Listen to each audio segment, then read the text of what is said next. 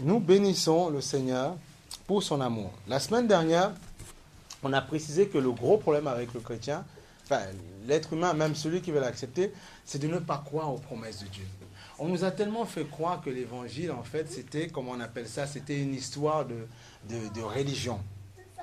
Je précise encore dans le contexte. Quand la création, quand ça a été fait dès le départ, il n'y avait pas de religion catholique, romaine, il n'y avait pas tout ça. Constantin, voilà, juste pour remettre les choses dans leur contexte, qui était le roi romain, Constantin Ier, quand il a accepté justement Jésus dans sa vie, et puis il a fait la religion catholique romaine. Voilà, il appelait ça comme ça. Et après, comme il adorait le dieu Mithra, avec les paganisations, toutes ces choses-là, comme il voulait réconcilier dans son royaume les chrétiens et les non-croyants, ceux qui croient en toutes sortes d'idoles, des choses, voilà, il les a réunis, et après, des choses ont été infiltrées dans l'église. Voilà, catholique romaine. Et ce qui fait qu'aujourd'hui, tout ça perdu aujourd'hui. Jésus n'est jamais venu apporter une religion. Jésus est venu apporter le salut à tout homme. Qu'il soit noir, blanc, chinois. Il te dit, à quiconque croit aura la vie éternelle. Point. Ça s'arrête là. C'est pour ça que moi, j'aime Jésus. Honnêtement, hein, parce que c'est lui qui m'a fait comprendre, en fait, que lui seul peut justement unir les êtres humains. C'est lui seul qui peut le faire, mais correctement. Pas notre union comme on le fait et puis demain, il n'y a plus rien. Non. L'union en Jésus-Christ est éternelle. Et c'est ça qui est merveilleux. C'est ça qui est merveilleux avec le Seigneur. Mais pour ça, il te dit, tu auras besoin de garder la foi. Voilà pourquoi il te donne la foi. Il te dit, avec la foi, justement, tu pourras triompher. Avec la foi, tu pourras avoir la capacité, justement, de changer ta destinée. C'est-à-dire que même si les gens pensaient de toi ce qu'ils voulaient, avec Christ, tu peux avoir la solution à tes problèmes. Tu peux avoir la solution à tes problèmes. Honnêtement, ça fait plus de 10 ans et je suis content, je suis heureux. Ah non, ça a été le plus beau jour de ma vie. Parce que quand je l'ai rencontré, j'ai rencontré celui qui m'a compris. Je connaissais les gens, je travaillais. De temps en temps, tu allais voir les gens, prendre des cafés, mais tu savais bien que, et même quand je discutais avec les collègues aujourd'hui, quand tu discutais, tu savais bien qu'au fond, il te manquait quelque chose. Et tu savais bien que quand tu allais dans ta chambre, tu disais, je discute avec eux, je parle avec eux, mais ma vie, les gens ne le connaissent pas. Et je n'ai pas envie de le dire par pudeur. Ou bien, est-ce qu'ils me comprendront? Ils me diront, mais non, c'est pas toi quand même, Albert. Mais non, ça peut pas... Mais si, parce que je ne suis qu'un être humain. Et Jésus est mort. Voilà pourquoi il a été crucifié à la croix. C'est Dieu qui a permis ça pour nous. C'est pour ça que les gens, par exemple, quand je me suis donné au Seigneur, là, l'église où j'étais au départ, puisque le Seigneur, en fait, le Seigneur nous appelle, on est dans une église, après, il nous appelle à le servir plus tard. Et après aussi, il y a des gens qui vont naître dans l'église aussi. Quand, là où j'étais, il y a même des gens qui étaient expatriés, ils m'ont dit, quand ils sont donnés au Seigneur, ils étaient venus en Afrique et tout ça, et là où ils étaient, c'était dans un truc cabanon, tu vois, où il pleuvait et tout ça, et ils ont accepté Jésus. Ils étaient expatriés, ils travaillaient pour arriver à tout ça, mais ils avaient besoin de Jésus, ça a été prêché, ils ont dit oui à Jésus, tu vois. Donc en fait, quand tu veux, moi quand j'ai accepté le Seigneur, enfin, je ne me suis pas fié à ça, ce qui m'intéressait, c'était la parole. Aujourd'hui, la parole de Dieu, tu peux me la prêcher même là où il pleut. C'est pas ça. Ce qui m'intéresse, c'est la parole. Parce que je sais qu'avec la parole de Dieu, partout où j'irai, j'aurai la victoire. C'est tout. C'est comme ça. Il faut comprendre ça comme ça, l'évangile. C'est ça, l'évangile. C'est comme ça, l'évangile. C'est comme ça, l'évangile. L'évangile, c'est pas compliqué. L'évangile, c'est pas un bâtiment. L'église, c'est pas un bâtiment. Il faut sortir ça de votre tête. Et c'est ça le problème des gens. C'est que quand les gens, justement, quand ils reviennent justement à Jésus, quand ils vont dans les bâtiments église, ils pensent que là, ils sont protégés, mais ils ne comprennent pas que s'ils ne gardent pas la parole de Dieu en eux, ça ne sert à rien, ça ne produira aucun effet. Le plus important, c'est garder Dieu en toi. C'est pas parce que honnêtement, c'est pas parce que tu courras partout, dans tous les sens, que Dieu sera dans ton cœur. C'est pas vrai. C'est pas vrai. Oui, les enfants. C'est pas vrai. Non. C'est parce que tu vas t'arrêter chez toi, tu vas réfléchir, tu vas méditer. Tu dis, mais Seigneur, moi, je me rappelle, avant de me donner au Seigneur, une fois, j'étais seul dans un coin. Il y avait un fleuve et tout ça. Je dis, mais Dieu, si vraiment tu es réel, je regarde les étoiles, si vraiment tu es réel, manifeste-toi dans ma vie. Si vraiment. J'étais dans un moment où, si tu veux, c'était pas clair dans ma vie, si tu veux. Père de père et tout ça, machin. Où, voilà, tu vois, c'était pas clair. Et j'ai dit, mais si vraiment tu es réel, montre-moi que tu es vrai. Et en fait, ce que Dieu veut, c'est la sincérité de ton cœur. C'est ça qu'il veut, en fait. Ce qu'il veut, c'est la sincérité de ton cœur. C'est ça qu'il veut. Et une fois que tu lui demandes, justement, que ton cœur, une fois que tu lui démontres que, merci, une fois que tu lui démontres que ton cœur lui est agréable, ben il vient dans ta vie. C'est ça qu'il faut comprendre. C'est ça qu'il faut comprendre. C'est ça qu'il faut comprendre. Une fois que tu lui démontres que tu lui es agréable, il vient dans ton cœur, il vient dans ta vie. Une fois que tu désires de lui. On va prendre pour vous faire comprendre que la foi, sans la foi, tu ne peux pas être agréable à Dieu. Sans la foi, tu ne peux pas, justement, sans la foi, tu ne peux pas être agréable à Dieu. Dieu veut que tu aies la foi. Dieu veut que tu crois, justement. On va prendre Hébreu. On va prendre. Merci Seigneur. On prie le Seigneur que ça s'arrête, puis le Seigneur bénira. On va prendre.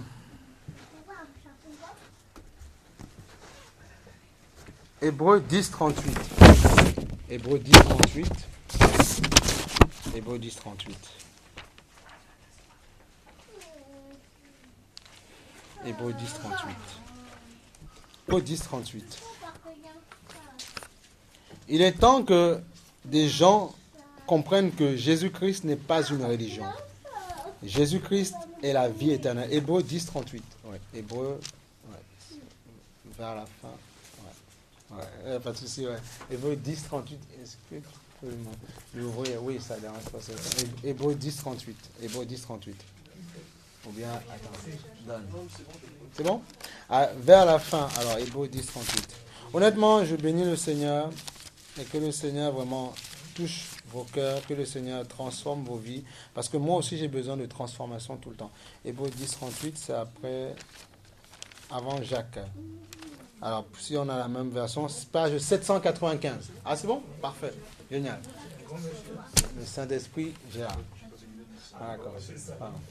Hébreu 10, 38. Hébreu 10, 38. Qu'est-ce que nous dit le Seigneur? Hébreu 10, 38. Hein? Vas-y, tu peux lire, pas de souci. Quoi? Celui qui croit en moi est juste, et par là il aura la vie. Voilà. Mais s'il retourne en arrière, je ne mettrai plus ma joie en lui. Tout à fait. Tu vois? Alors, tu vas lire aussi, c'est pas ce que je voulais, mais c'est pas grave. Hébreu 11, 1.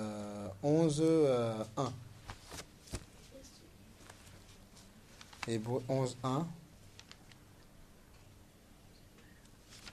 Oui. Tu peux, hein?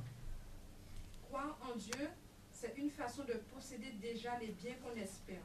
C'est être persuadé que les choses qu'on ne voit pas existent vraiment. Amen. Donc, tu vois, dans ma version, le Seigneur dit, or, la foi, c'est la ferme assurance. En fait, il faut comprendre que les versions, une version explique une autre. Hein. C'est juste une détournée de phrase. Il ne faut pas se compliquer avec ça. Voilà. Mais or, la foi, c'est la ferme assurance, tu vois ça, des choses qu'on espère, la démonstration de celles qu'on ne voit pas. Voilà. Une ferme assurance des choses qu'on espère, une démonstration de celles qu'on ne voit pas. Une démonstration de celles qu'on ne voit pas. Et on va aller dans Romains 10, 17. C'est un peu de Romains, excusez-moi, Romains 10, 17. Romains, c'est après Actes des Apôtres. Donc, à partir de la page 737. Romains 10, 17, pardon. Page 739. Oui, Romains 10, 17. Il faut être dans l'assurance. Oui, c'est bon? Romains 10. Il faut être dans l'assurance. Comprenez ça. Il faut comprendre que, en fait, on a chanté ce matin que Dieu règne au-dessus de toutes choses, sur l'univers. Et c'est une réalité. Mais il faudrait que toi, tu crois que c'est ça. La semaine dernière, on a dit, c'est comme moi et Sandra, c'est la même chose. Si on ne se dit pas, parce que le Seigneur nous a appelés à le service, si on ne se dit pas, on se met debout pour le faire, on baisse les bras, c'est terminé. Et demain, tu ne vois pas d'autres personnes qui ont envie de se donner au Seigneur. C'est ça qu'il faut comprendre. Mais personne, il n'y a pas de magicien dans cette histoire. Il y a des gens qui sont debout, qui disent, non, je crois en Dieu. Regarde la définition de la foi, 10.38. Le Seigneur dit 10.38. Est-ce que Cynthia, tu peux nous lire, s'il te plaît? La foi vient de ce qu'on Écoutez entend, bien. Hein? Et ce qu'on entend par la parole du Christ. Voilà. La foi vient de ce qu'on entend. et ce qu'on entend vient de la parole de Dieu, ou du Christ, puisque Christ est Dieu fait chair, en fait, tout simplement. Donc, la foi vient de ce qu'on entend, et ce qu'on entend, ça veut dire que si tu ne veux pas entendre la parole de Dieu, il n'y a pas la foi. Il y aura une foi ferme dans ce que tu dis, mais je sais qu'en plantant ça, ça va pousser, parce que tu es déterminé, et la chose pousse. Mais tu oublies que c'est un principe que Dieu a fait. Dieu a dit toute chose doit être semée en terre, et ça monte. Et la terre, c'est ton cœur. Ou bien quand par exemple tu as une terre, tu plantes justement, comment on appelle ça, tu plantes un arbre et tu sais, ou une plante, tu sais que ça poussera. Toute chose, il faut qu'elle soit plantée. Même si aujourd'hui on fait des plantes qui poussent assez rapidement, il faut toujours une pépinière au départ. Tu les mets dans les pépinières. Ah oui, il y a peut-être quelqu'un qui va me contredire, ou bien autre chose, tu vois. Mais, ou bien même si au départ, même si le plant, tu le mets quelque part, tu vois, il faut quand même qu'il y ait un début, où il faut qu'il germe quelque part. Voilà, amen. Donc j'ai rectifié. Merci. Merci, monsieur. Oui, non, il est du métier, il connaît. Donc voilà, donc c'est pour dire que, voilà, donc au départ, pour qu'une fleur, n'importe quoi, monte, il faut bien qu'elle soit lancée quelque part. Et après, elle produit. Il faut qu'elle soit positionnée, elle produit. Voilà. Il faut qu'on plante quelque chose et ça produit. Voilà. Après, on nous fait des choses assez rapidement. Et donc, c'est la même chose, la parole de Dieu, pour qu'elle rentre dans ton cœur, il faut qu'elle soit lancée dans ton cœur. Il faut qu'elle germe dans ton cœur. Si tu refuses d'entendre la parole, tu ne peux pas avoir la foi. Comment ? Semer dans ton cœur. Oui, voilà, ou semer, ou jeter, oui, si tu veux. Semer, voilà. Oui, tout à fait, oui. Tout à fait. Et si elle n'est pas semée, en fait, dans le cœur, ou bien, quand je dis jeter, c'est pas lancer comme ça à la volée, hein. Voilà, on se comprend.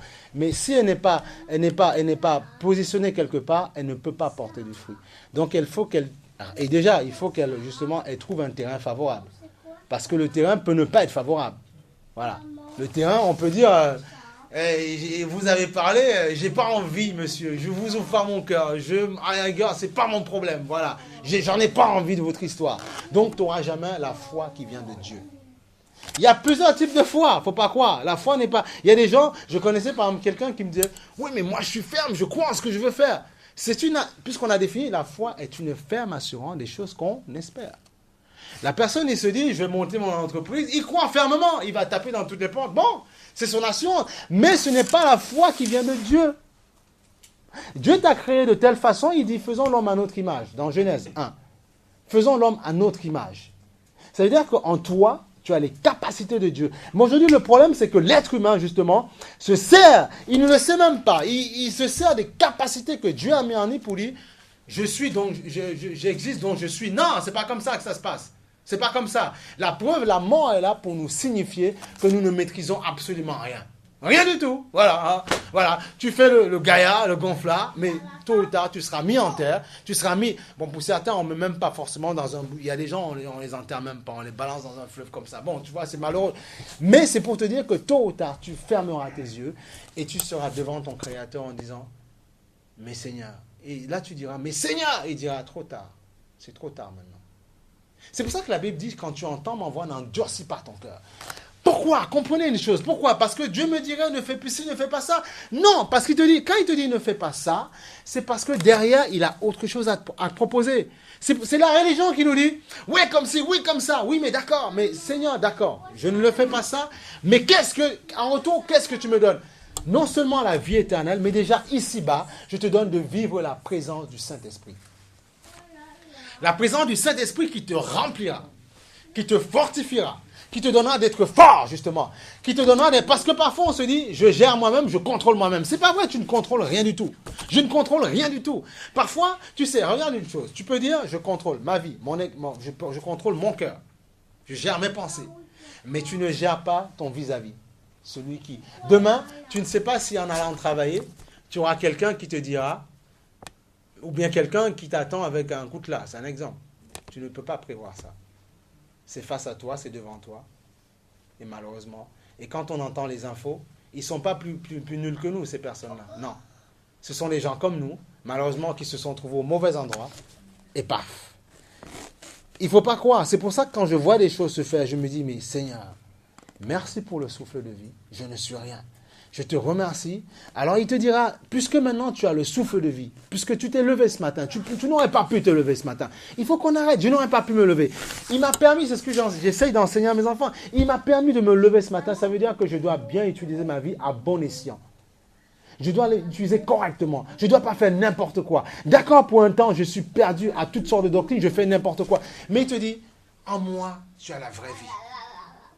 C'est ça qu'il faut comprendre.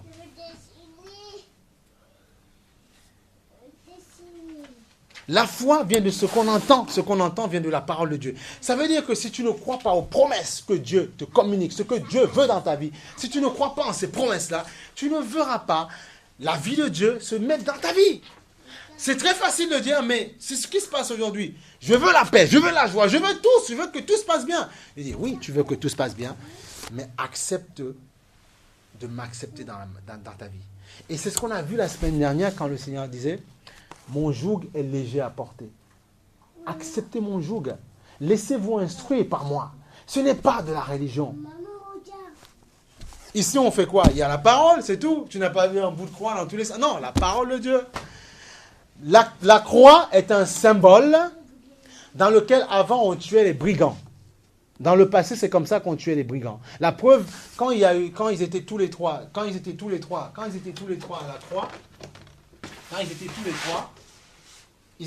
trois.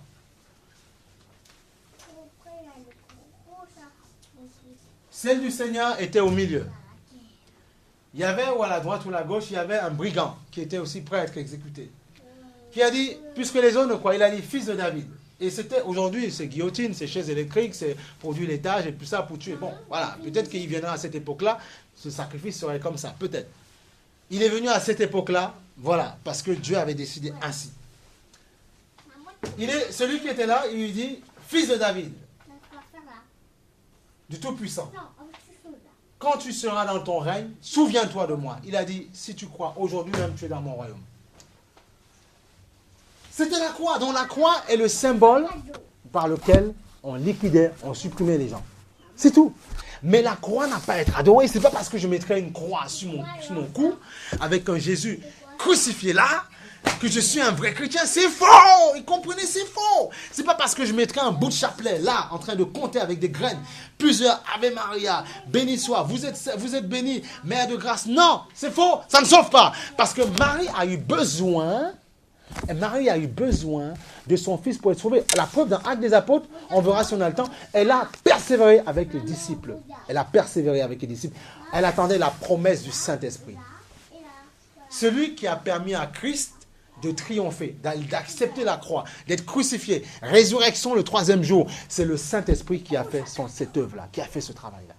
C'est le Saint-Esprit qui a fait, personne d'autre. Donc ce même esprit, Dieu te dit, si tu m'acceptes, je vous donnerai le Saint-Esprit. Comment? Qui vous aidera à triompher, à marcher, à dominer, à triompher sur les circonstances de votre vie. Pas que tu auras beaucoup d'argent. Ce n'est pas ça. Si Dieu te le permet, c'est bien. Mais ce qu'il fera dans un premier temps, c'est qu'il te donnera la capacité de gérer tes pensées. Tout se passe au niveau de la pensée. On a vu plusieurs fois. On a dit, je suis un esprit, j'ai une âme et je vis dans un corps. Voilà mon enveloppe charnelle. Mon esprit, mon âme. Je représente ça comme ça. Et Dieu dit dans sa parole, on va pas le prendre, hein, restons éveillés. Dieu dit dans sa parole quoi? Que la chair, ça, ne profite à rien, c'est l'esprit qui vivifie. Comprenons? Ma chair, mon corps, si tu veux, elle est de la couleur qu'elle veut, hein, ça, c'est pas un problème, ça. Malheureusement, après, elle va aller dans un trou et vers de terre. Non, mais c'est sérieux, c'est comme ça. Moi, j'ai perdu mon père, tu vois. J'ai compris, j'ai dit, mais, tu vois, il y a quelqu'un, tu vois, tu vis avec quelqu'un, tu l'aimes bien et tout ça. Et après, un jour, l'hôpital t'appelle en te disant, mais sèchement, hein, c'est fini, voilà. Vous venez et tu vois quelqu'un couché comme ça. Tu dis, papa, ben non, papa, il ouvre plus les yeux, voilà, tu vois. Et tu comprends que la chose qui était en lui, qui était son âme, c'est parti. Mais où? Après, il faut accepter Jésus pour la gloire. C'est comme ça. Tu pleures, mais il te console, le Seigneur. Voilà, c'est comme ça. Tu vois, esprit et puis âme. Et Dieu est venu régénérer cette âme-là, sauver cette partie-là. Parce que celle-là, elle ira en terre une fois qu'elle meurt. Mais il y aura la résurrection après les morts, puisque Christ a été ressuscité. Nous aussi, nous serons ressuscités pour vivre dans le royaume millénaire. Parce que Christ viendra. Les gens, ils se disent, oui, mais il y a TGV, il y a avion, il y a RER, il y a voiture, il y a tout ça, il y a voiture hydro, machin, électrique, machin. Non, on a tout, mais ton Christ, comment il viendra avec un cheval, avec une soutane, comment il va faire? Comment il viendra? Comment les gens te disent, tu l'as déjà appelé, tu l'as téléphoné, tu discutes avec lui. Si, avec le Saint-Esprit, si je parle avec lui. Il te dit, lui reviendra 1000 ans après. C'est la Bible qui le dit, ce n'est pas moi. Apocalypse le dit. Il viendra 1000 ans après régner. Et ceux qui auront cru à lui, ils régneront avec eux, avec lui. Le royaume millénaire. Et lui, il viendra quoi? Triompher, massacrer celui qui nous détruit autant. Il faut comprendre, il ne faut pas faire de guerre entre humains. Dieu nous dit, le combat n'est pas charnel. Le combat n'est pas avec ton vis-à-vis, n'est pas avec ton prochain, non. Parce que ton prochain, tu sais, toute personne, si on enlève, on va parler d'influence, on va parler, tu vas voir, c'est la Bible qui te le dira, ce n'est pas moi qui invente. Même Jésus te le dit. Il y a des êtres qui influencent les hommes et qui les poussent à parler n'importe comment, à dire n'importe quoi. Je peux moi m'estimer bon, dire que je suis bon, tout ce que je veux. Je peux dire ce que je veux.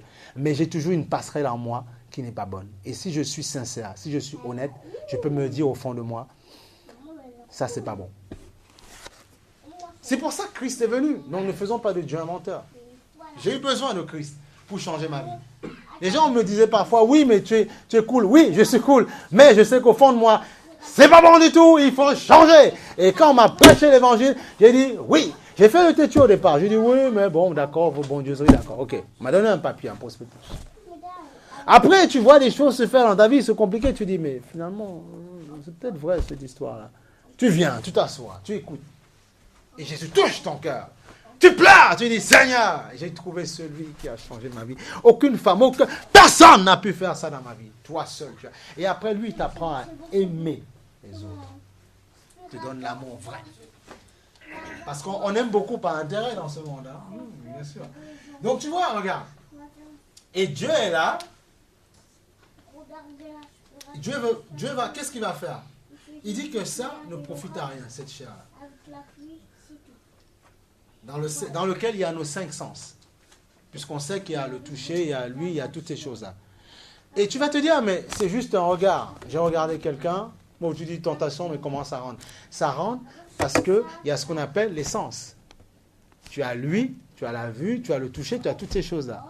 Et qui sont comme, on va pas appeler des capteurs, qui jouent le rôle en fait de te communiquer l'info et qui va rentrer dans ton âme.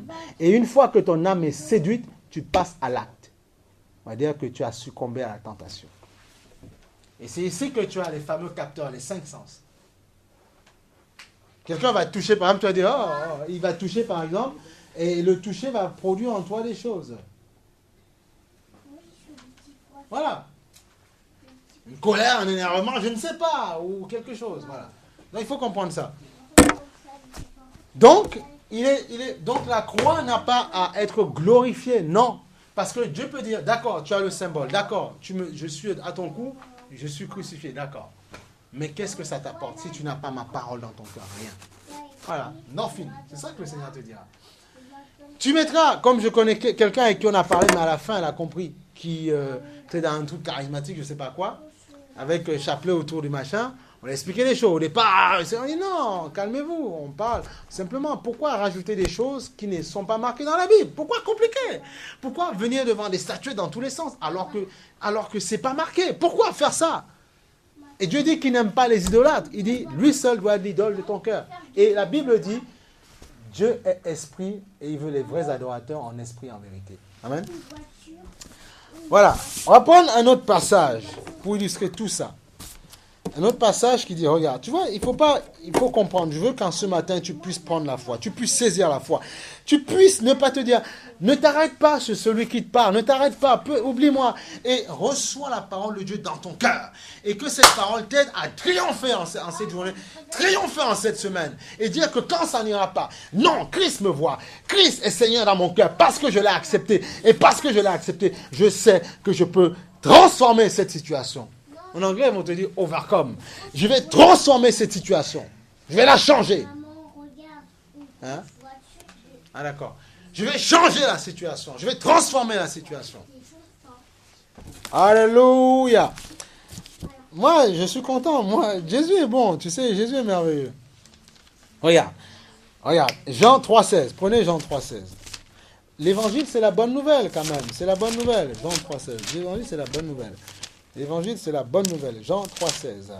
Nous sommes appelés à aller et annoncer la parole de Dieu. On n'a pas voulu ça, mais c'est l'amour de Dieu qui touche notre cœur et qui nous pousse à le faire. Et tous ceux qui servent le Seigneur aujourd'hui, peu importe le lieu, l'église et tout ça, c'est parce que Dieu a touché leur cœur. Maintenant, on prie Dieu pour que là où il faut qu'il se rectifie, il se rectifie. Mais nous savons que c'est l'amour de Dieu qui les pousse au départ à le faire. On ne se lève pas un matin, on dit on va servir Dieu. Tu l'as vu ou tu ne le connais pas. Non, c'est son amour, son esprit qui vient en toi et qui change ta façon de vivre et qui te touche. Et l'esprit de Dieu, la Bible dit, le Saint-Esprit, les gens ne le verront pas, mais vous le voyez parce qu'il est en vous. Alléluia. Alléluia. Dis-moi Amen. Voilà, bien sûr. Jean 3,16. Regarde. Jean 3,16. Ce qu'on veut, c'est que quand vous allez dans vos vies, vous triomphez dans vos vies. Après la semaine, je ne sais même pas ce que tu fais. Mais je sais que tu as reçu la parole et la parole va te donner la force de triompher. Jean 3,16. Regarde, c'est merveilleux. C'est une bonne nouvelle. Il faut que tu saisisses. Il faut que tu t'imprègnes de ça, que tu comprennes. En effet, Dieu a tant aimé le monde. Le monde est mis pour qui? Pour tous les hommes. Quel que soit leur origine, il est mis pour tous les hommes. Dieu a tant aimé le monde qu'il a donné son fils, qu'il a envoyé son fils dans le monde. C'est page 688. Pardon. D'accord. Dieu a, en effet, Dieu a tant aimé le monde qu'il a donné son Fils unique, afin que quiconque est mis pour tout le monde, quelle que soit la personne qui dit oui à Jésus, qui dit je te veux dans mon cœur, je ne veux pas de religion, je te veux Seigneur, s'il te plaît. Oh, les gens se disent mais comment tu fais pour faire? Mais parce que j'ai accepté Jésus, c'est tout, c'est pas compliqué. Et lui m'a aidé, il m'aide après à essayer de vivre correctement, mais sans lui, tu sais, faux. Sans lui, je fais comme tout le monde, et puis c'est tout. Voilà. Donc, regarde. En effet, Dieu a tant aimé le monde qu'il a donné son Fils unique. Afin que quoi? Afin que quiconque croit en lui ne périsse pas, mais qu'il ait la vie éternelle. En effet, Dieu a tant aimé le monde qu'il a donné son Fils unique, afin que quiconque ne périsse point, mais qu'il ait la vie éternelle. Voilà. Dieu, en effet, on a dit tout à l'heure, n'a pas envoyé son Fils dans le monde pour juger le monde, mais pour que le monde soit sauvé par lui. Celui qui croit en lui n'est pas jugé, mais celui qui ne croit pas est déjà jugé parce qu'il n'a pas cru au nom du Fils unique de Dieu. Voilà. Et voici quel est le jugement. La lumière est venue. C'est-à-dire que Dieu est venu éclairer ton cœur en ce jour. Ou quand il te visite, ou quand tu dis l'avoir accepté, et que tu vis dans tout et n'importe quoi. Il est venu éclairer. Il dit, je ne te juge pas, mais je suis venu éclairer ton cœur. Il est venu éclairer ton cœur. Regarde, c'est important. Il est venu éclairer ton cœur. Et voici quel est le jugement, dans le 19. La lumière est venue dans le monde, et les hommes ont préféré les ténèbres à la lumière, parce que leur manière d'agir était mauvaise. Elle était mauvaise. Et on sait tous, ça où c'est pas bon, là où c'est bon. Mais Christ dit, je ne te juge pas. Je veux juste que tu viennes à moi. Que tu viennes. Parce que j'ai une destinée, j'ai un projet. Mais il a un projet pour toi. Moi, je pensais que mon projet, c'était, je me lève le matin, mettre au boulot de dos, marier, et puis voilà, la vie, voilà, enfant, on amène au jardin. D'accord, ça, on le fait de temps en temps. Mais il y a mieux. Parce qu'il veut, attends, ce qu'il veut faire, regarde, ça c'est pour la chair de tous les jours. On se bichonne, on se badigeonne, voilà, on se pouponne. Ça c'est la chair. On se met du fond de teint, là c'est la chair. Mais il est venu pour la vie spirituelle, la vie de l'esprit. Et tu verras que tu as un corps spirituel réel. Aussi vrai que tu as une chair, aussi vrai que tu as un corps réel. Esprit. Et Dieu te dit, la chair ne profite à rien. La preuve, regarde. Tu te coupes un pied, et pourquoi tu continues à vivre? Tu vis avec une canne, ou avec des béquilles, mais tu marches, tu parles. Ton esprit prend ce moule après. C'est comme un moule là que tu as en fait. Voilà, il faut comprendre ça. Et le jour où il sortira de ton corps, il prendra la forme que Dieu voudra. Et puis Dieu dit que ton corps, il ressuscitera après. Un corps glorieux, impérissable. Et là, on n'aura plus de problème de facture, on n'aura plus de problème de ceci dans le royaume millénaire. Non, mais ce sera merveilleux. Il n'y aura pas Lucien qui vient. Ce sera merveilleux. Mais il peut te donner de vivre, même si tu as des problèmes aujourd'hui, et d'expérimenter sa gloire. C'est-à-dire, il y a des gens qui ont déjà témoigné ici. C'est-à-dire, il peut te donner d'expérimenter sa gloire, même dans les maladies. C'est ça qu'on dit aux gens aujourd'hui. Il faut arrêter. La sœur nous donne un témoignage ce matin de Danny qu'on a dit qu'il devait soi-disant être opéré du doigt parce que la dernière fois, il y a une barrière qui est tombée, c'est ça. Hein. Et après, subitement, le truc était gros, on devait opérer. Comme quand je vous dis parfois, il faut mettre votre foi en action. Il faut prier même pour les enfants. Tout de suite, oui médecin, mais découpez-moi, déchirez-moi. Non, c'est pas comme ça. Tu dis avant. Tu dis avant. Tu vas voir ton médecin, mais tu pries, tu dis Seigneur, je te remets ces personnes-là. Et ça se trouve, ils vont te dire, monsieur, il n'y a plus besoin. Et c'est ce qu'on t'a dit, il n'y a pas besoin d'opérer. Voilà, miracle de Dieu. Est-ce qu'on a prié pour ça? Non, parce que là, il a foi. C'est ça qu'on essaie de faire comprendre aux gens. Et toi, pendant que j'en parle, le Seigneur, il fait ressentir sa présence. C'est ça qu'il faut comprendre. C'est la foi. C'est la foi. C'est la foi. C'est la foi. Regarde, même, moi j'ai toujours dit, j'ai pas de problème avec la médecine, non. Mais il faut comprendre une chose, c'est que malheureusement, eux-mêmes te disent, on invente tellement de noms bizarres, des médicaments bizarres, avec des noms, et il y a des gens, et quand on te dit, tu te sens tellement mais condamné à un point, il y a des gens, tu peux te sentir bien aujourd'hui, mais tu peux être condamné pour X raisons. Voilà. Mais Dieu a la capacité de te changer. Il y a des gens qui ont guéri, même des gens, bon malheureusement, qui avaient le sida parce qu'ils avaient vécu un peu des choses un peu bizarres, et puis ils ont guéri. Bon, la semaine prochaine, ce sera arrangé. Pas un souci. Ils ont guéri. Ils ont guéri. Des gens qui avaient du cancer, mais ils ont guéri par la foi. Parce qu'ils ont cru. Et on verra illustré par la parole de Dieu. Nous n'inventons pas, nous ne disons pas n'importe quoi, c'est parce que c'est marqué. Regarde, pour te dire, pour que tous aient la vie éternelle. Maintenant, prends 1 Jean 5, 19. Je vais t'illustrer ça, il faut que tu comprennes que c'est ce qui est marqué. 1 Jean 5, 19. 1 Jean 5, 19. 1 Jean 5, 19. 1 Jean 5, 19. Matthieu. 1 Jean 5, 19. 1 Jean 5, 19. La parole de Dieu, elle est merveilleuse. Oh, 1 Jean 5, 19. 1 Jean 5, 19. Vous avez trouvé? Non, on n'est pas là ici pour condamner les gens. Non, on est là pour leur dire, il y a quelqu'un qui peut te changer. Il y a quelqu'un qui peut changer ta vie. Il y a quelqu'un qui peut transformer ton existence. Il y a quelqu'un qui peut le faire. 1 Jean 5, 19. C'est ça qu'on veut te dire. Et c'est merveilleux. 1 Jean 5, 19.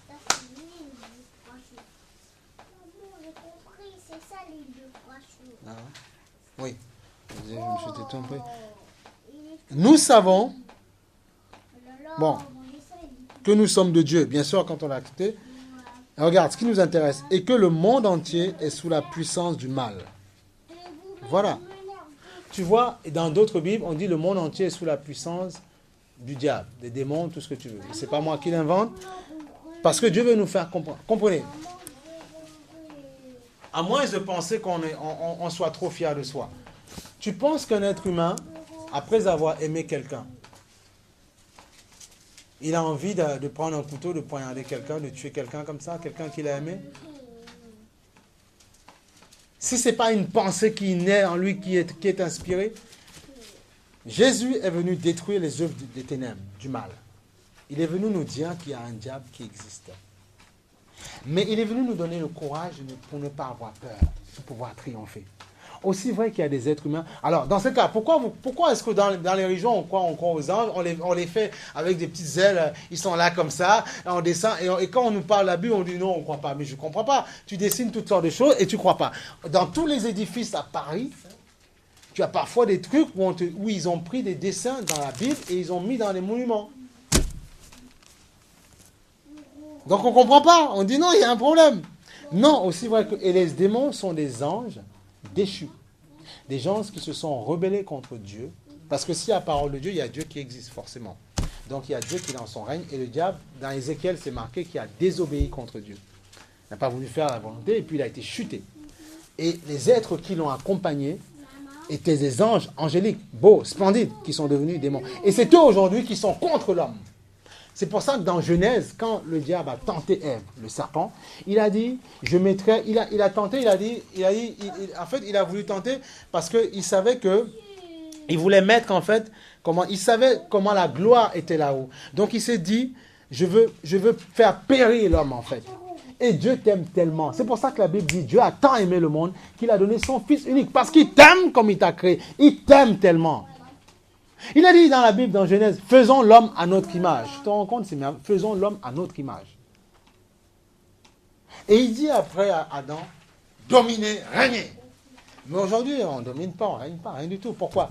Ce n'est pas être un président, non. Sur les circonstances de notre vie, les situations. Pourquoi?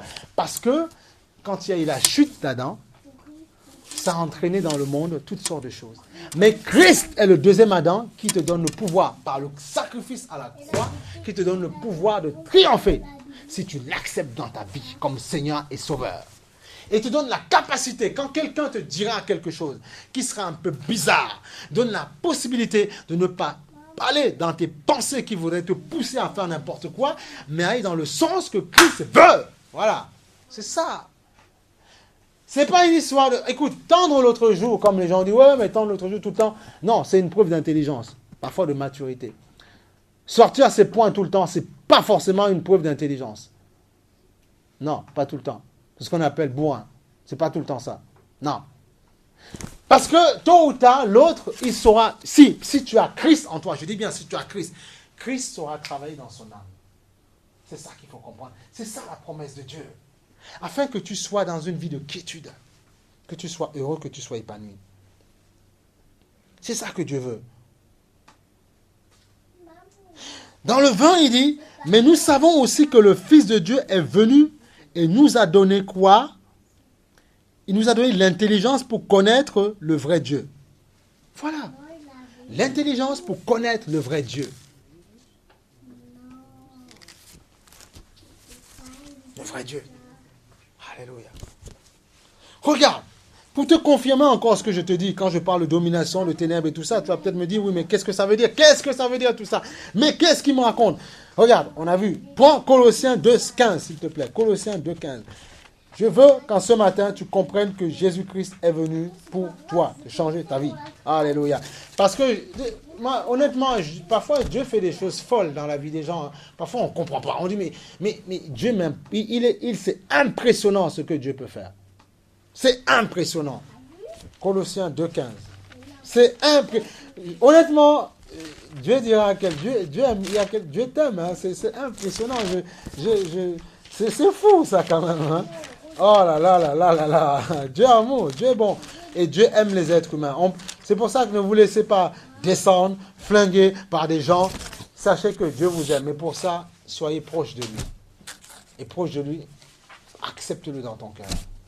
Mais Dieu aime l'humanité. C'est impressionnant ça. Oh, Colossiens 2,15. Moi, Dieu est merveilleux. Et puis on se dit, Seigneur, puisque tu fais ainsi, ça nous fait plaisir et on continuera à te servir parce que c'est merveilleux. On ne sert pas Dieu parce qu'on a envie, parce que c'est lui qui le veut. Colossiens 2,15, qu'est-ce qu'il dit le Seigneur? Regarde. On va prendre le 14. Non, on va prendre le 13.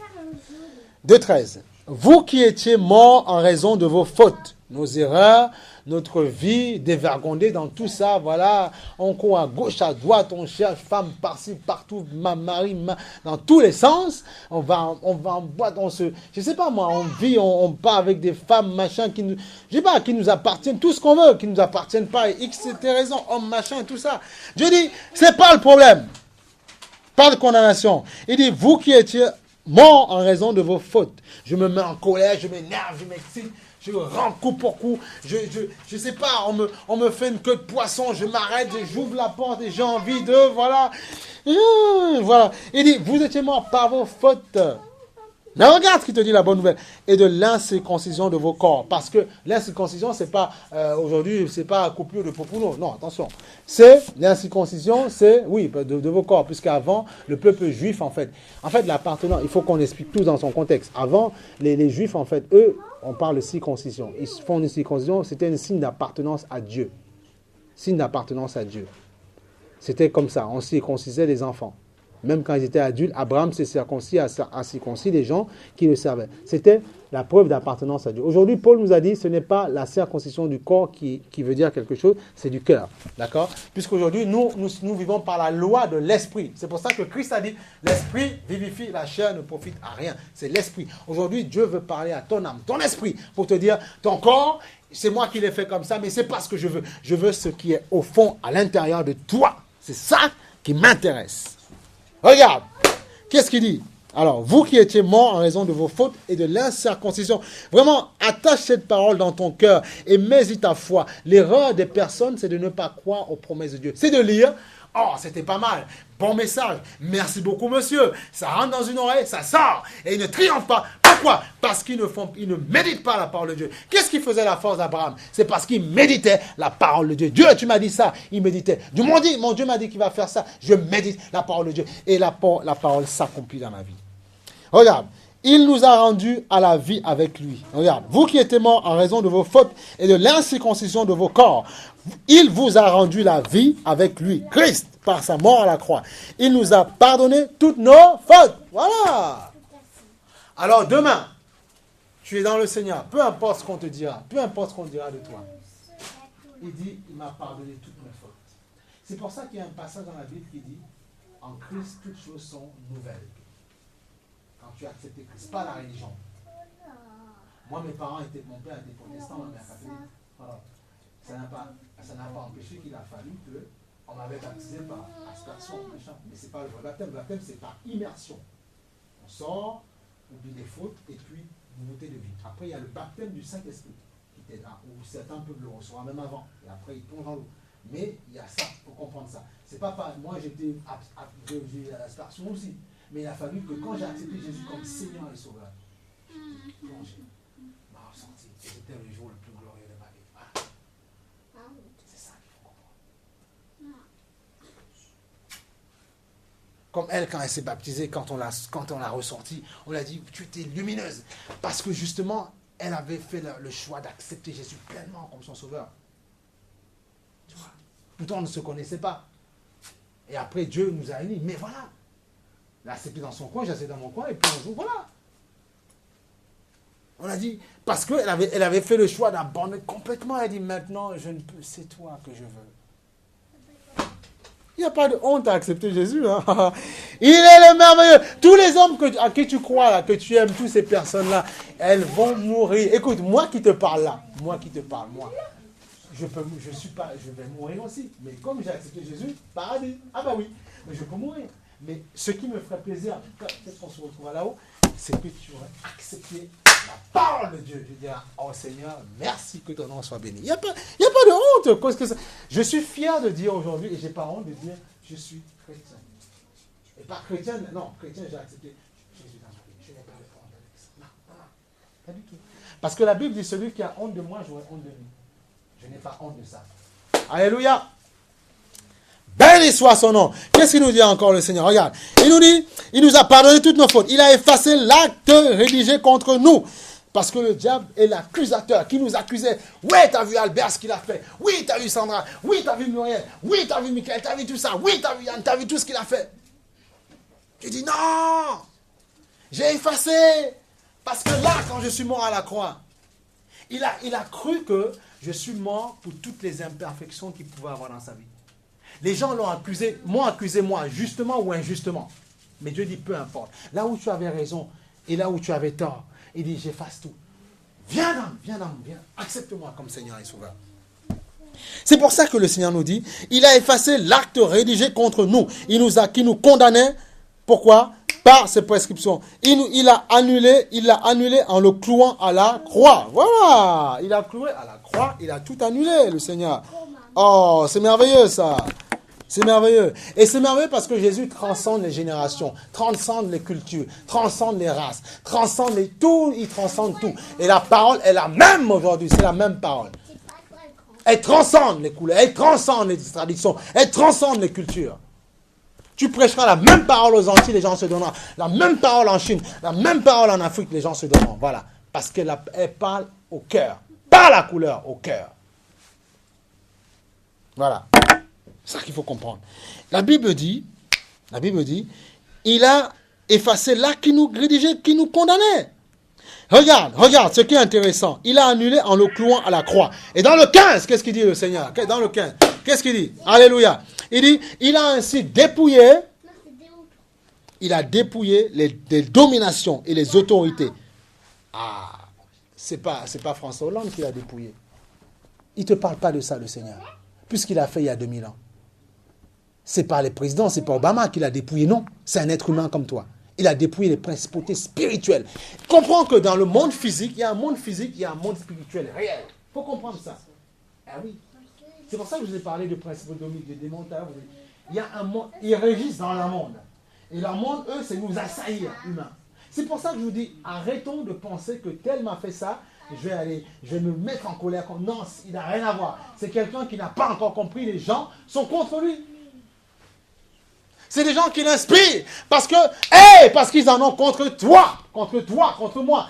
Donc, il faut qu'ils utilisent un instrument. Ah ben oui, ils ne vont pas apparaître devant toi. Si monsieur le diable, monsieur le démon, il apparaît, tu vas dire, oh, il n'est pas beau, il est laid. Oh, non, j'en veux pas, je cours après Jésus. Non, il va utiliser ton semblable. Il va accuser ton semblable. Il va faire croire à ton semblable que c'est lui. Et il va se cacher. Comme ça, nous allons nous massacrer, nous détruire les uns les autres.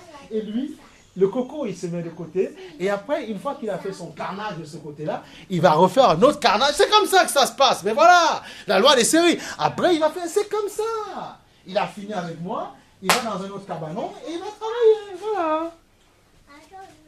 Et la Bible dit, mon peuple périt parce qu'il lui manque l'intelligence, la connaissance. Il ne comprend pas les mystères. Et Jésus est venu l'éclairer. Regarde ce que la Bible dit. Il a ainsi dépouillé les dominations, les autorités et les a données publiquement en spectacle en triomphant d'elles par la croix. Amen. En triomphant. Donc la croix qui était en triomphant d'elle par la croix. Qui était dans ce temps-là, comment on tuait, on crucifiait les gens. On l'a condamné, on a jugé Jésus, on a dit que c'était un blasphémateur. C'était quelqu'un qui venait parce qu'il était contre les pharisiens. Il disait aux pharisiens, vous prêchez la parole, vous empêchez aux gens de monter au ciel et vous non plus, vous ne montrez pas.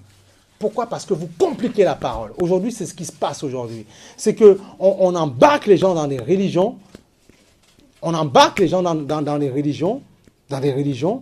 et puis on ne leur présente pas le vrai. On ne leur présente pas Jésus-Christ. On ne leur présente pas le Messie.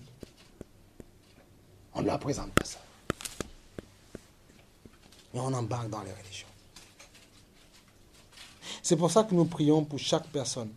Nous prions que Dieu touche encore les cœurs, touche les âmes. C'est ça que nous demandons.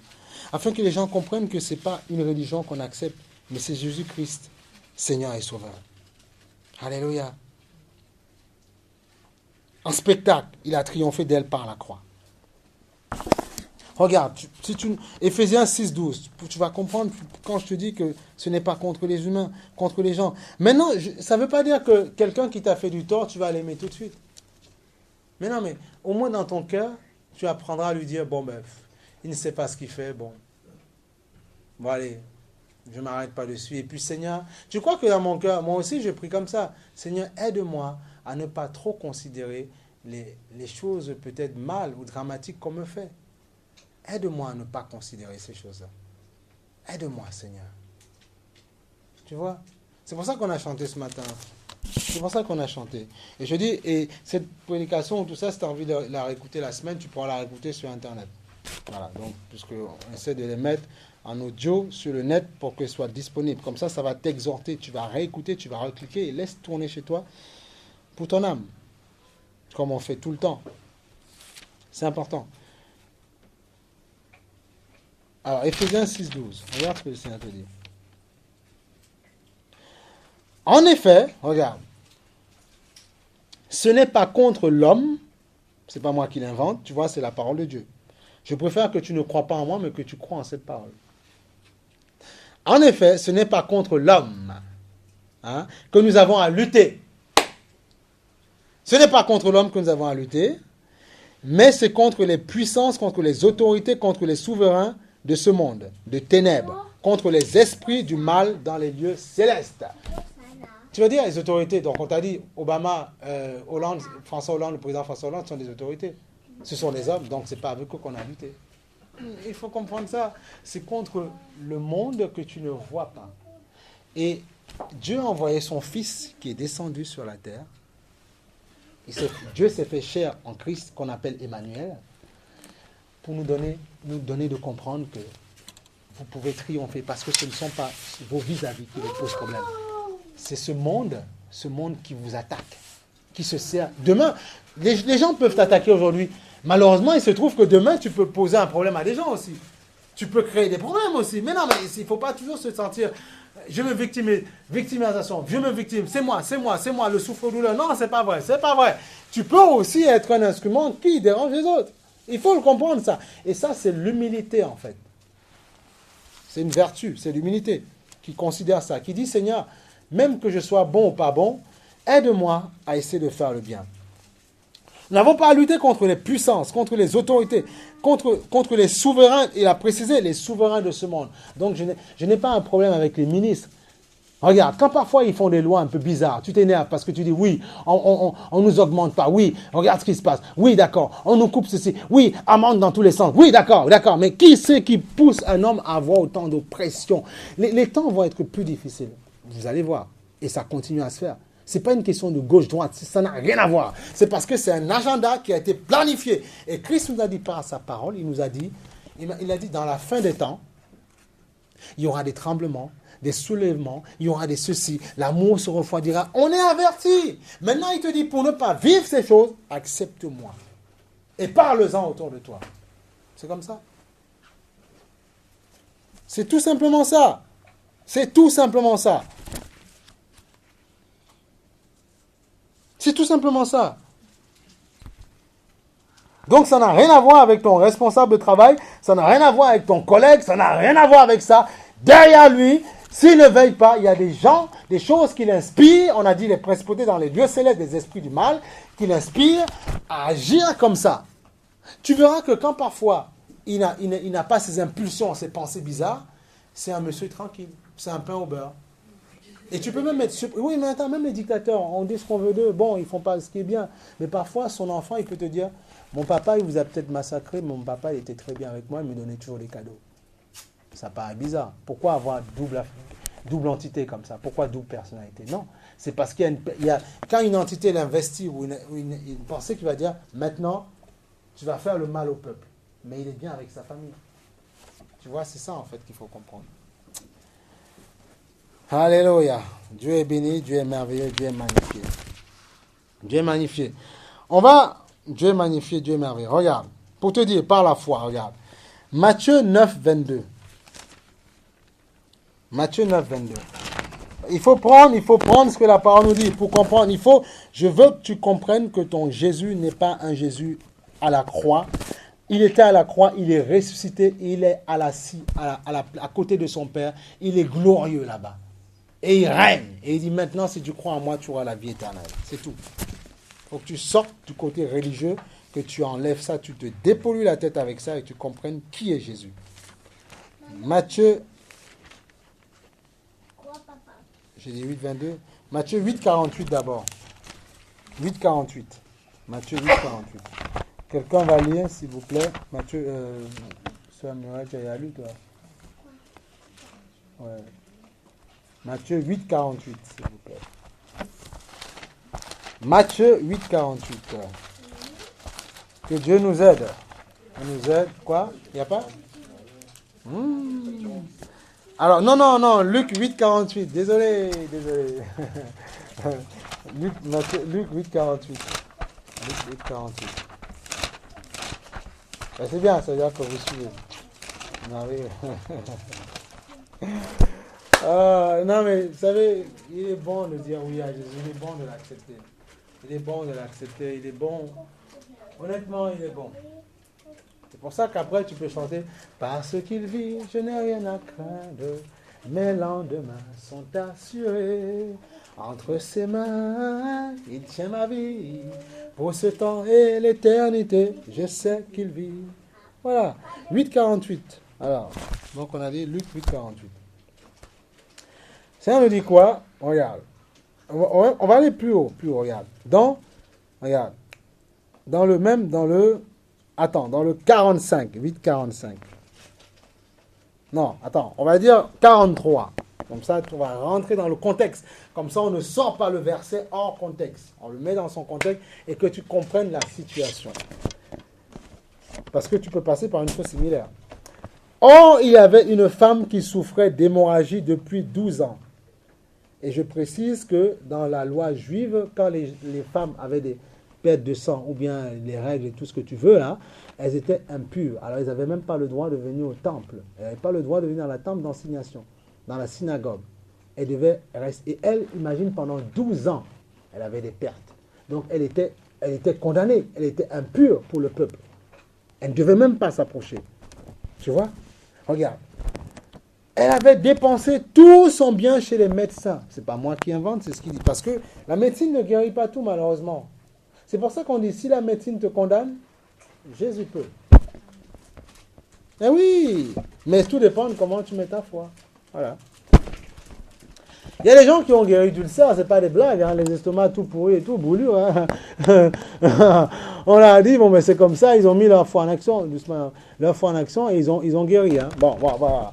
Or, il y avait une femme qui souffrait d'hémorragie depuis 12 ans. Elle avait dépensé tout son bien chez les médecins. Prochainement, on va essayer de voir s'il n'y a pas un petit coin pour vous, enfin, on va voir, pour manger, bon, tranquillement. Or, il y avait une femme qui souffrait d'hémorragie depuis 12 ans. Elle avait dépensé tout son bien chez les médecins. Mais aucun n'avait pu la guérir. Tu vois, aucun. Et ça peut arriver aujourd'hui. Il y a des gens à qui... Écoute, je connais... Il y a une dame, j'ai cru comprendre. Je crois la femme d'un pasteur, je ne sais pas quoi, une dame pasteur. Elle est venue ici pour se faire guérir, se faire soigner. On a traité tout ça, on a dit, madame, on ne peut plus rien, vous rentrez chez vous, vous allez mourir chez vous. On lui a dit clairement. Et elle est rentrée, elle est allée mourir, parce qu'on ne pouvait plus, son cas était phase terminée, on ne pouvait rien faire. Et puis elle allait crever, voilà, terminé. Voilà. Parce que, et après, on a appris qu'en fait, il n'avait pas remis dans les mains du Seigneur. C'est après l'Assemblée qui a voilà. Mais bon, c'est comme ça. Elle s'approcha, regarde, elle s'approcha par derrière et toucha le bord du vêtement de Jésus. Aujourd'hui, Jésus est fait chair à la parole de Dieu. Si tu crois en la parole. Son hémorragie s'arrêta, immédiatement. Médite dessus. Jésus dit, qui m'a touché? Et ses disciples lui disent, comme tous s'en défendaient, Pierre et ceux qui étaient avec lui dirent, Maître, la foule t'entoure et te presse. Et tu dis, qui m'a touché? Mais tout le monde... Non, parce que Jésus... De la même manière qu'on te prêche l'évangile aujourd'hui, quelqu'un te prêche parce qu'il a reçu Christ, te prêche l'évangile. Jésus sait comment tu l'es dans ton cœur. Tu vas demander pourquoi il travaille là, pourquoi tel dit oui, pourquoi il guérit comme ça, pourquoi il ne fait pas là. Parce que tout dépend. Le Saint-Esprit veille, il regarde tout ce qui se passe dans les cœurs. C'est ça qu'il faut comprendre. Et Jésus pouvait savoir ça. Il dit, qui m'a touché?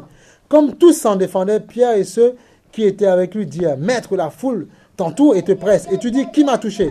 Mais Jésus répondit, quelqu'un m'a touché, car j'ai senti qu'une force est sortie de moi.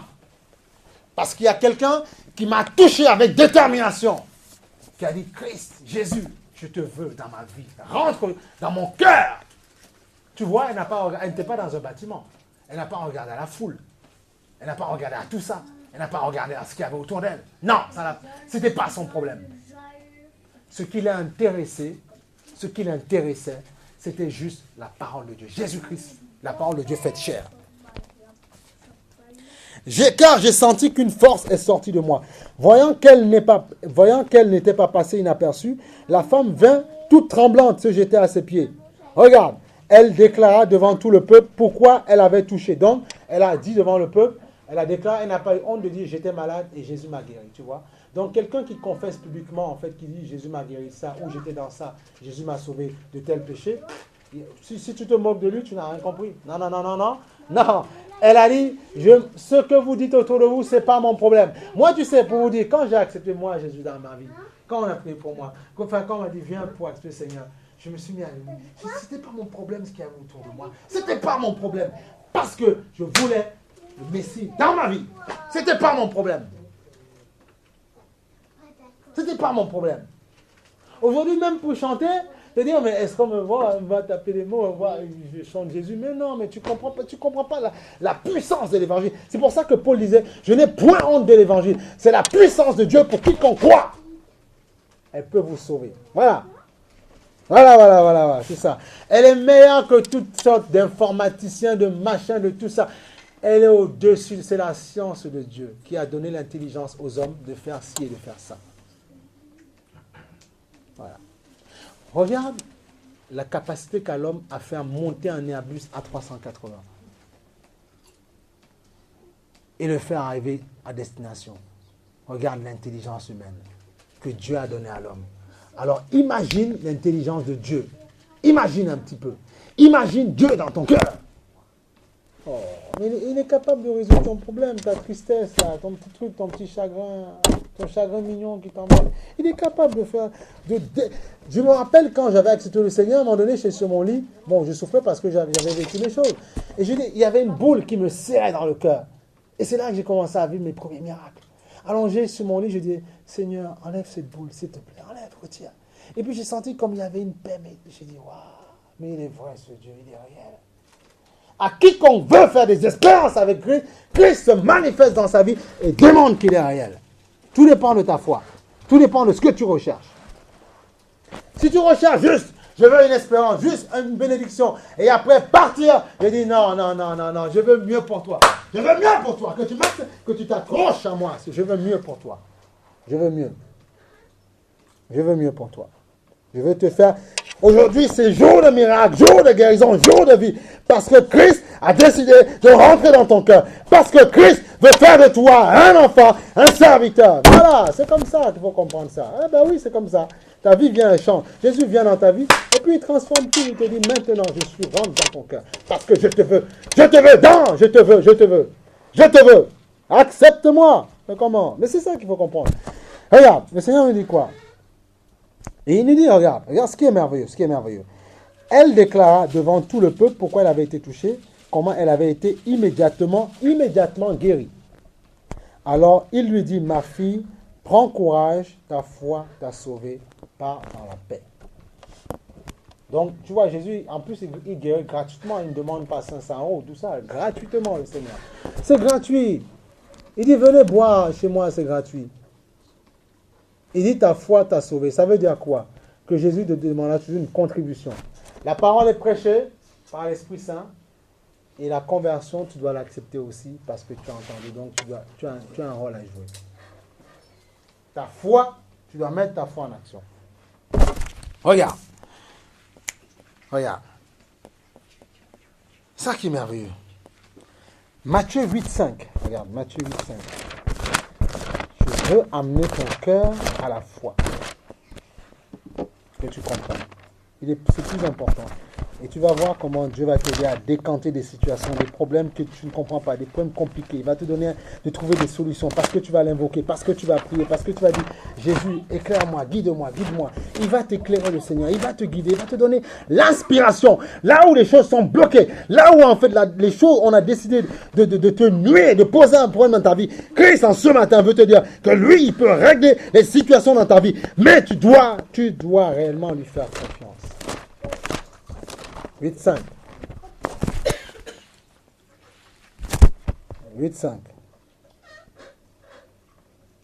Regarde. Ils étaient très violents. Il faut être violent. La Bible dit le royaume de Dieu est forcé. Ce sont les violents qui s'en emparent. Alors si tu veux être violent, force-moi ce royaume-là par la foi. Alors que Jésus entrait dans Capernaum, un officier romain l'aborda et le supplia en disant, Seigneur, mon serviteur est couché à la maison, atteint de paralysie et souffre beaucoup. Jésus lui dit, j'irai et je le guérirai. L'officier a répondu, non, tu vois, il est humble. Il dit, non, Seigneur. Il dit, Seigneur, je ne suis pas digne que tu entres sous mon toit, parce que je ne suis pas pur, je ne suis pas parfait. Tu vois, comme quoi Jésus t'appelle comme tu es, il ne te pose pas de problème. Je ne suis pas pur, tu ne peux pas rentrer chez moi, ma maison n'est pas disponible pour toi. Tu n'es pas digne que tu entres sous mon toit. Mais dis seulement un mot et mon serviteur sera guéri. En effet, moi aussi je suis un homme soumis. Il dit à ses supérieurs, comme quoi il est humble, tu vois, en disant ça. J'ai des soldats sous mes ordres. Je dis à l'un, pars, il fait, à l'autre, pars, viens, il vient. Mais je suis soumis aussi à mes supérieurs. Voilà. J'ai dit à mon esclave, fais ceci, il le fait. Après avoir entendu cela, Jésus fut dans l'admiration. Il a dit, waouh, que c'est beau, c'est merveilleux. Dans l'admiration. Et il dit à ceux qui le suivaient, je vous le dis en vérité, même en Israël, je n'ai pas trouvé une aussi grande foi. Comme quoi Dieu a besoin de ta foi, et la foi est une ferme assurance des choses qu'on espère. Et la foi vient de ce qu'on entend. Parce qu'il a entendu parler de Jésus. Il est venu à Christ. Il a accepté Christ. Oh, regarde, qu'est-ce qu'il dit le Seigneur? Or, je vous le déclare, beaucoup viendront de l'est, de l'ouest, seront à table avec Abraham. Donc, il parlait déjà de nous, que le salut ne viendrait pas que pour les Juifs, mais pour nous aussi. Qu'on soit noir, blanc, chinois, quel que soit le pays, Afrique, je sais pas, France, Europe, Slovaquie, tout ce que tu veux. Voilà, URSS, machin, Russie. Voilà. Il dit, mais ceux à qui le royaume était destiné seront jetés dans les ténèbres extérieures, où il y aura des pleurs et des grincements de dents. Puis Jésus dit à l'officier, vas-y, sois traité conformément à quoi? À ta foi. Alléluia ou pas alléluia? Par rapport à ta foi. Donc ça veut dire que Jésus veut voir, tu dois croire en lui. Et il te fait grâce. Ça veut dire aussi que les hommes te critiqueront toujours. Oui, mais bien sûr. N'attends pas à ce que tout le monde t'aime. Mais parce que tu auras accepté Jésus, parce que tu auras fait de Christ ton Seigneur, ton Sauveur, lui défendra ta cause. C'est ça, en quelque sorte, ce que ça veut dire. Regarde, après, il dit quoi? Ta foi t'a sauvé. Non seulement il dit,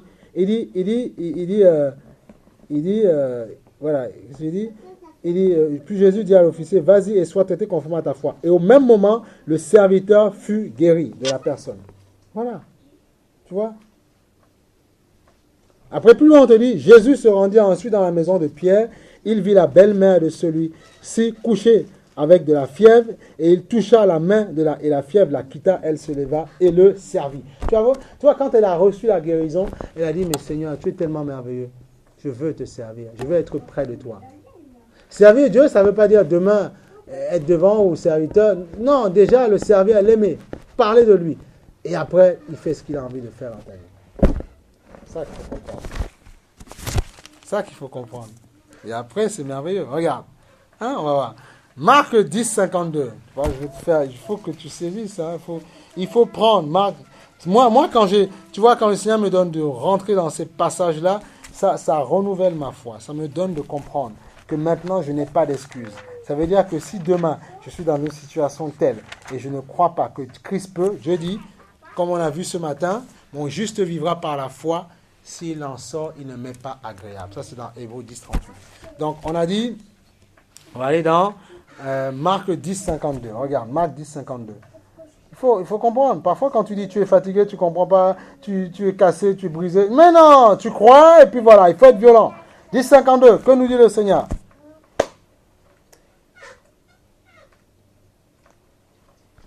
Même avant, regarde. Avant, voilà. Alors, regarde. Dans le 48, je vais quand même te lire pour que tu comprennes le contexte. Voilà. Alors, c'était un aveugle qui a entendu parler de Jésus, qui voulait en fait accepter Jésus. Dans le 48, il dit, beaucoup le reprenaient, tu vois, pour le faire taire. Il dit, mais, parce que, en fait, l'aveuglement, c'était un signe d'impureté. Quand on était aveugle ou quand on était lépreux chez les Juifs avant. Et même, ça continue encore. c'est que tu es impur, en fait. C'est signe d'impureté. Et les lépreux, en fait, on les écartait loin des gens. Il ne fallait pas qu'ils touchent les gens. C'est un signe d'impureté. Bon. Et regarde, donc, regarde, il entendit que c'était Jésus de Nazareth et se mit à crier, Fils de David, Jésus, aie pitié de moi. Beaucoup le reprenaient pour le faire taire, mais il criait beaucoup plus fort parce qu'il savait que non, lui il peut. Vous m'insultez, vous racontez des choses sur moi, vous liguez en bande contre moi, vous me dites que c'est un nulard, n'importe quoi, il fait n'importe... Vous me collez un dossier sur le front. Vous faites ça. Mais Dieu dit non pour moi. C'est pour ça que je te dis, aujourd'hui, c'est jour de délivrance, de vie pour toi, de changement. Dis oui à ton Dieu. Alléluia. Et tu verras le changement. Regarde, qu'est-ce que le Seigneur dit? Il dit, aie pitié de moi. Jésus s'arrêta et dit, appelez-le. Il appelait à l'aveugle en lui disant, prends courage, lève-toi, il t'appelle. Parce que Jésus a ordonné en fait aux gens d'appeler, de le faire venir. L'aveugle jeta son manteau et se leva d'un bond, vient vers Jésus. Tu vois, il était décidé. Il savait que tout autour là, il idolâtre, je ne sais pas s'il croit, mais lui, moi, je crois en lui. C'est pour ça que j'ai toujours dit, moi, quand je suis venu la première fois dans une église, il y a plus de 10 ans déjà, c'est la parole qui m'intéresse, c'est la parole prêchée. Ce n'était pas les gens autour. Et je dis, non, il faut que je dise oui là. Il faut, je n'ai pas le choix, il faut. Et quand j'ai dit oui, j'ai vu du changement s'opérer dans ma vie. Un oui sincère. Et tous les jours, tu en as besoin. Prends courage, lève-toi, il t'appelle. L'aveugle jeta son manteau et se levant d'un bond, vint vers Jésus. Jésus prit la parole et dit, que veux-tu que je fasse pour toi? Il peut te poser la question ce matin, qu'est-ce que tu veux que Jésus fasse pour toi? Puisque toi et moi, on a tout essayé. Mais non, les hommes sont limités, ils ne peuvent pas tout pour nous. Même une femme, tout le monde est limité. Tu peux chercher le bonheur dans une femme, un homme, tout le monde est limité. Et quand elle ne t'aimera pas comme tu vas l'aimer, tu vas lui en vouloir, tu vas t'énerver, elle va s'énerver, et tout le monde ne va pas s'entendre parce que tu pensais que ta solution serait dans le cœur de l'autre. C'est pas vrai, c'est faux. Elle est là, la solution, dans la parole de Dieu. Et c'est lui après qui met l'harmonie après dans la maison. Donc regarde, qu'est-ce qu'il dit le Seigneur? Il dit, Jésus prit la parole et dit, que veux-tu que je fasse pour toi? Mon maître, lui répondit l'aveugle, que je retrouve la vue. Lui, il avait un problème de vue. Je veux retrouver la vue. Jésus lui dit, vas-y, ta foi t'a sauvé. Aussitôt, il retrouva la vue et il suivit Jésus. Voilà. Voilà. On dit, mais si, c'est marqué. Et je connais des gens, et moi-même dans ma vie, je sais ce que Christ a fait dans ma vie quand je l'ai accepté. Moi, souvent on le dit pour les gens, je ne serais peut-être pas plus de ce monde, moi, il y a longtemps. J'ai juste fait des miracles dans la vie des gens. Te soutiens dans des accidents bizarres et tout ça. Jésus fait de grandes choses. Où les gens te disent, mais en principe là, Nathan, en principe là, ce serait la mort, ce serait terminé là. Il fait des choses miraculeuses. Miraculeuses, le Seigneur. Miraculeuses. C'est pour ça qu'il est bon pour la nouvelle génération. Tu vois, ils naissent dans cette ambiance-là, et ils comprennent, et je pense qu'ils auront moins de complications que nous. Mais nous, qui avons vécu par des vies calbossées, maintenant on doit pouvoir dire oui au Seigneur. Aussitôt, il retrouva la vue et suivit Jésus sur le chemin. Je vais prendre deux derniers passages pour toi, pour faire comprendre, pour moi, pour nous. Regarde. Matthieu 9, 2. Matthieu 9, 2. Super. Matthieu 9, 2.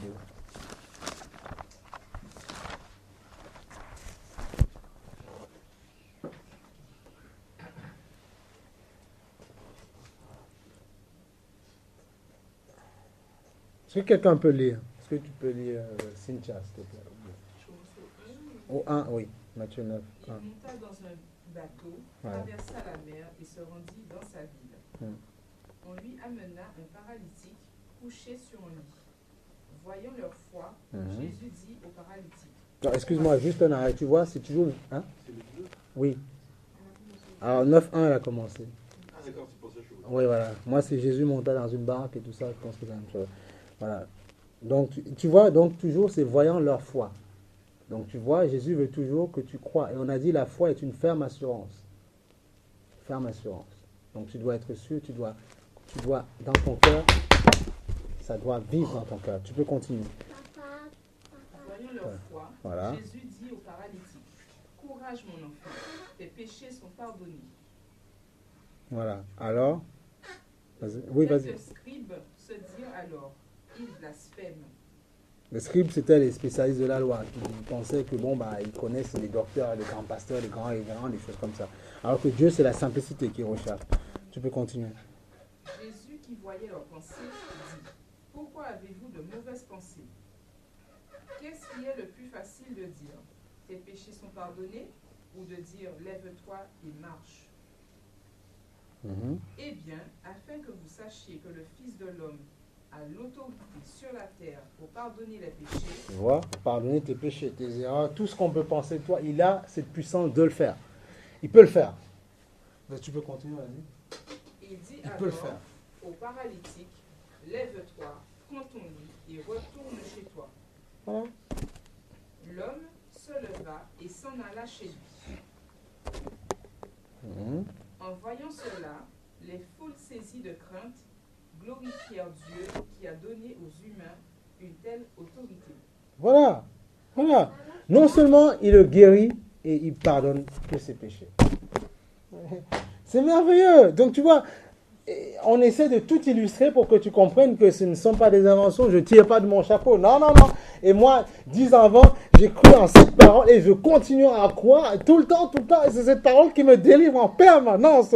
Je ne suis qu'un être humain comme toi. Mais cette parole me donne la capacité de pouvoir comprendre et être stable.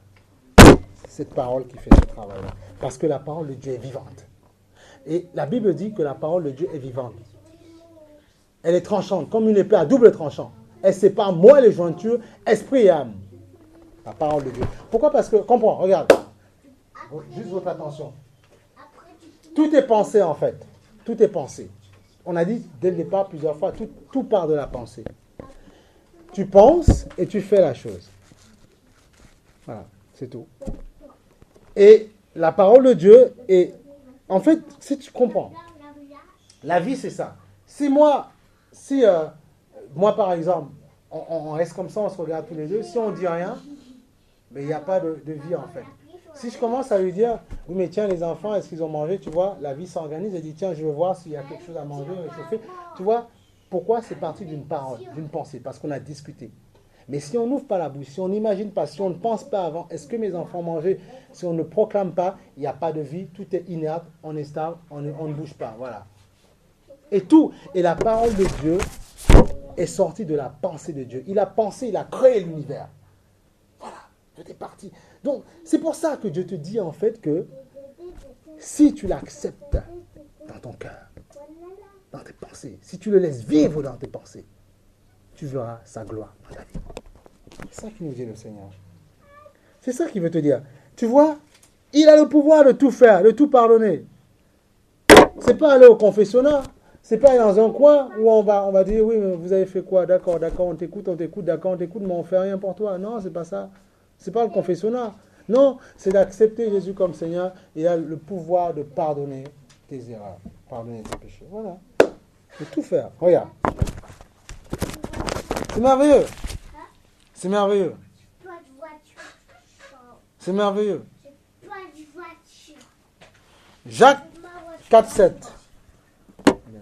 Jacques 4,7.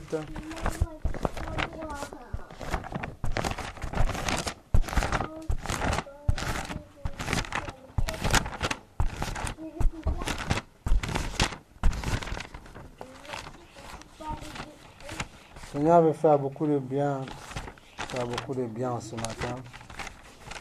On a besoin d'être renouvelé dans la foi. On a besoin de la voir dans notre vie. Parce que aujourd'hui, tu peux dire non, tu peux dire oui, bon, pas besoin. Ou tu te dis être chrétien, mais pas besoin. Et puis malheureusement, tu as des choses qui se succèdent dans ta vie, tu te dis, mais mince, si j'avais compris. Alors que non, c'est possible d'écrire une autre page de ton histoire. C'est possible de changer la destinée de ta vie. C'est possible de le faire. Jacques 4,7. C'est possible ça. Jacques 4,7. Honnêtement, je ne suis pas déçu. Hein. Après, tu vas au travail comme tout le monde. Tu travailles, tu gagnes ta vie. Et puis, tu as une autre façon de concevoir les choses, tout simplement. Tu es bien avec tout le monde, tu essaies d'être correct. Hein. Mais ton schéma de pensée est différent parce que la parole de Dieu a fait son œuvre en toi. C'est tout simplement ça. Après, tu vis normalement, tu vois, c'est tout. Hein. Mais il y a des choses où tu sais que des choses où tu ne vois plus t'y trouver, c'est tout. Mais après, tu vis normalement. Quoi. Et c'est merveilleux après. Jacques 4,7, qu'est-ce que le Seigneur nous dit? Jacques 4,7. Regarde, qu'est-ce qu'il nous dit? Soumettez-vous donc à Dieu, mais résistez. Bon, tu vois, c'est pas moi, je n'ai pas parlé de diable, c'est marqué. Diable et démon. Donc, il ne faut pas avoir peur. C'est des entités réelles qui sont autour de nous. Et puis, mais la parole de Dieu, parce qu'on a accepté Christ, nous donne le pouvoir de faire en sorte que ces choses n'aient pas d'influence dans nos vies. Voilà. Soumettez-vous donc à Dieu, mais résistez au diable et il fuira loin de vous. Approchez-vous de Dieu et il s'approcha de vous. Nettoyez vos mains pécheurs, purifiez votre cœur, homme partagé. Homme à double vie. Soumettez-vous, approchez-vous de Dieu et il s'approchera de vous. Parce que j'ai accepté Christ dans ma vie, je sais que d'autres personnes diront oui au Seigneur, l'accepteront. Et d'autres personnes auront leur vie changée, leur vie transformée. D'autres personnes, j'avais fait beaucoup de projets dans ma vie, de plans, tout ça, tout ce qu'on veut, mais quand Jésus est venu, il a tout chamboulé en fait. Il a remis tous les compteurs à zéro, il m'a donné, il m'a pas déçu jusqu'ici. Il a tout changé en fait. Tu fais tes projets, tu vois, il vient te rencontrer, il dit non, c'est pas le bon chemin. On va prendre une autre barque, on va aller sur l'autre bord. C'est une autre direction que je te donne de prendre. On va faire un virage à 180 degrés, tu vas voir, ce sera merveilleux. Et honnêtement, et avec beaucoup d'autres qui ont dit oui dans le monde entier, je dis qu'ils s'accrochent sincèrement. On ne peut pas être déçu, non, c'est pas possible. Parfois, tu peux être éprouvé dans ta vie, mais il vient toujours te délivrer, le Seigneur. Voilà. Tu vois, approche-toi et il s'approchera de lui. Alléluia. C'est ça qu'il faut comprendre. C'est ça qu'il faut comprendre. On va prendre un dernier passage, Luc 16,15. Luc 16,15. Pour illustrer tout ça. Et la Bible n'est pas un livre de chevet. La Bible n'est pas un livre de grand-mère. La Bible est la parole de Dieu. Il y a tellement de romans dans la vie. Les gens n'ont pas... Ils aiment lire le magazine et tout ça. Mais pourquoi ne pas accepter parfois de se faire régénérer par la parole de Dieu, après qu'elle puisse nous guider pour savoir quoi faire? Pourquoi ne pas faire ce choix-là aussi? Pourquoi? La parole de Dieu est là pour nous changer. Elle est là pour nous changer. Luc 16,15. Luc 16,15. S'il y a quelqu'un qui veut que Dieu le renouvelle, le change complètement, lui donne une autre direction, n'hésite pas à accepter Jésus dans ta vie, à faire ce choix-là. Tu ne seras pas déçu. Luc 16,15. Luc 16,15.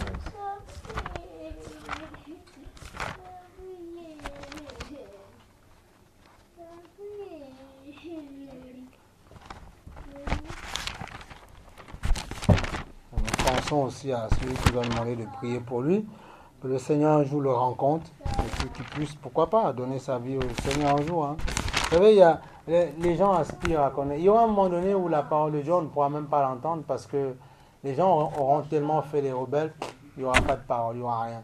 Mais j'espère que la parole dit, aujourd'hui, tu entends ma voix, n'endurcis pas ton cœur. Laisse-moi rentrer.